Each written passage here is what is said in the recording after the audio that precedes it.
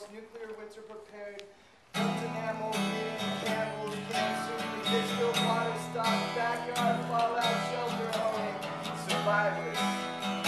Completely off guard. Armageddon had always been there, sleeping beyond the horizon line of the periphery, but awoke fully clothed and ready to go to work that day. It was an ordinary Friday, just like any other. Angry people clutching shopping bags, broken hinterlands, clutching those shopping bags as if their very lives depended upon you, crunching vegetables, recyclables, and rotting poultry. Perhaps your lives did depend on those things that day.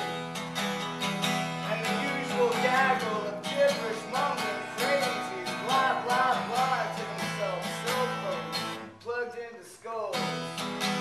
That day, ballistas were 5 minutes, 23 seconds late for work on a citywide average.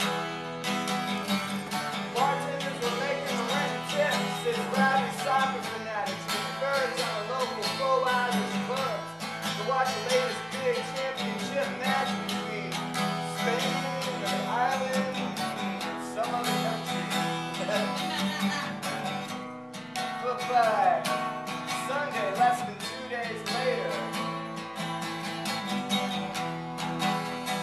the desperate glare of emergency vehicles screaming through the streets, the insect hum of DPG tri-scooter flags carrying cutthroat ninja sneaky meter maids, waiting and ready to make their weekly quotas and tips by slipping bogus, back-breaking bullshit $55 parking tickets under the windshield wiper of your best friend's barely working mid-90s Mazda you were just barely borrowing for the night, and the cloud-cutting road rewind of Channel 5 News traffic report helicopters shopping through the sky and in silence forever, as if sensing the absence of gardeners, street sweepers, and garbage men.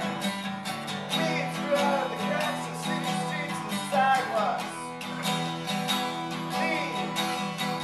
Leaves swirled through glassy concrete skyscraper canyons, settled and slowly began piling in mounds as if attempting to fill the spaces once occupied by angry people clutching shopping bags, blah, blah, blah, and cell phone schizophrenics and rah-rah-rahing soccer fanatics. Speculation on how the end of the world would actually occur had always been a theological reference point of religious cities, hell-bent on giving the book of Revelation some validity that had taken on its own of comical absurdity in the hands of post-Y2K pop culture and disaster movies.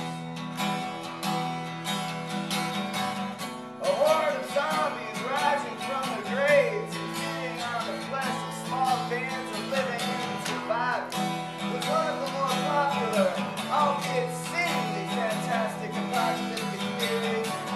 Sometimes robots would enslave us, sometimes aliens would invade us, while still others bearing signs, reading the hand-dropped knife, arms stretched meaninglessly up towards the hollow heavens in the sky above. Believe microscopic monsters in test tubes of vials, or halo mushrooms sprouting from endless fields of flaming gardens would be the most likely form of humanity's demise. But by the following Friday, speculation had become a moot point. None of it really mattered in the end, as the power grid of the city and then human civilization altogether has been suddenly switched off for the last time by a callous, careless winter god